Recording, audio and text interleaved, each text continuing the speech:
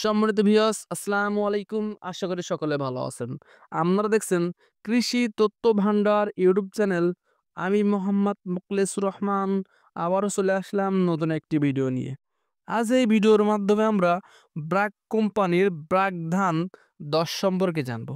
এই ব্র্যাক ধান ১০ এর বৈশিষ্ট্য জানবো, জানবো এর ফলন কেমন, জীবনকাল কেমন, চাষাবাদ পদ্ধতি ও কিভাবে সার ব্যবস্থাপনা প্রয়োগ করতে হয় সে সম্পর্কে আজ আমরা এই ভিডিওর মাধ্যমে জানবো।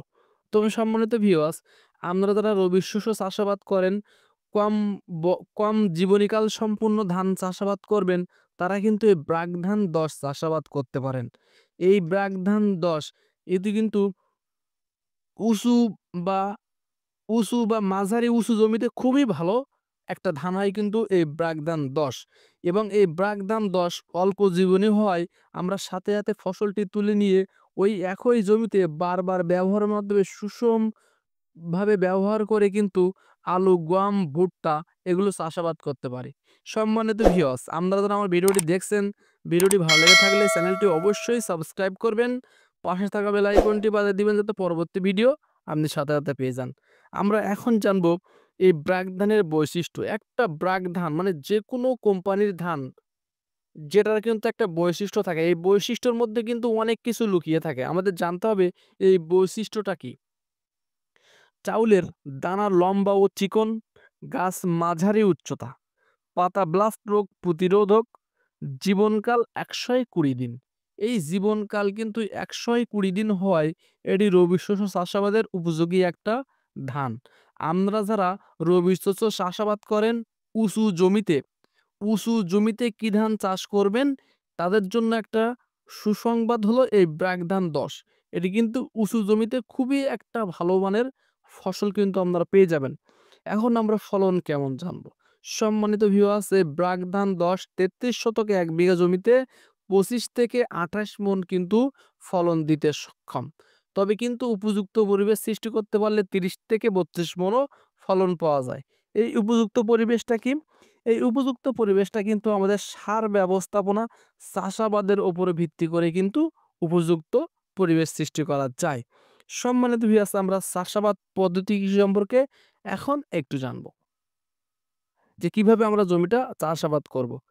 আমরা বীজতলা থেকে চারাটা তুলবো, বীজতলা থেকে চারাটা তুলবো ২০ থেকে ২৫ দিনের মধ্যে। আমরা কোনোভাবেই বয়স্ক চারা জমিতে রোপণ করব না। কেননা বয়স্ক চারা রোপণ করলে কিন্তু ওই জমিতে ভালো ফসল আপনারা পাবেন না। চাতরেই কিন্তু তার দৈহিক বৃদ্ধি ঘটে যায়। সেইভাবে সে কুশির সংখ্যা ছাড়ে না, সেইভাবে সে পোনা বৃদ্ধি পায় না। এজন্য কিন্তু আমরা বয়স্ক চারা কোনোভাবেই রোপণ করব না।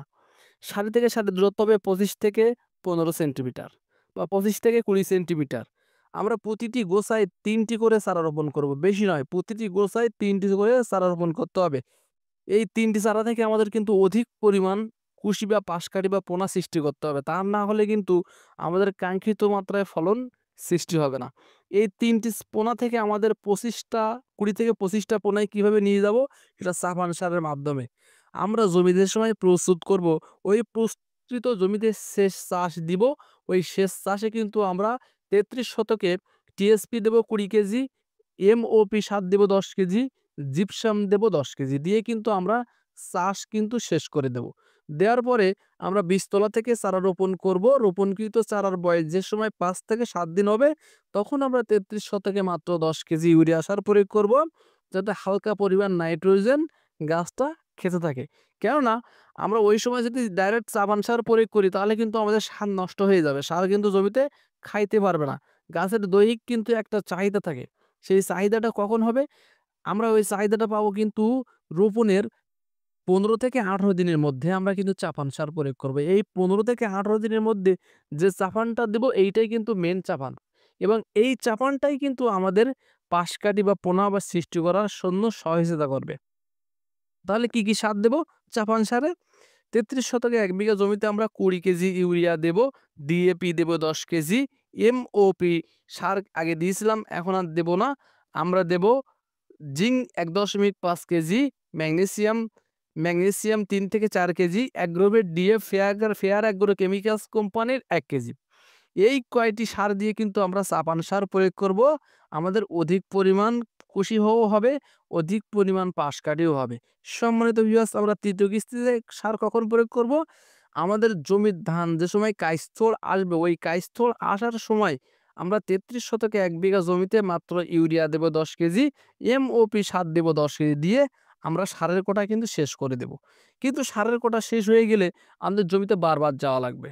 জমিটা কিন্তু পাতা ব্লাস্ট রোগ প্রতিরোধক কিন্তু একটা ধান।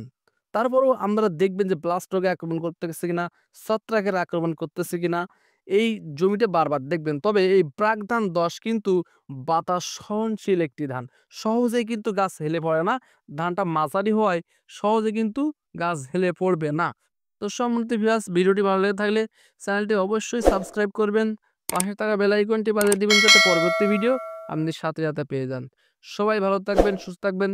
আল্লাহ হাফেজ। আসসালামু আলাইকুম।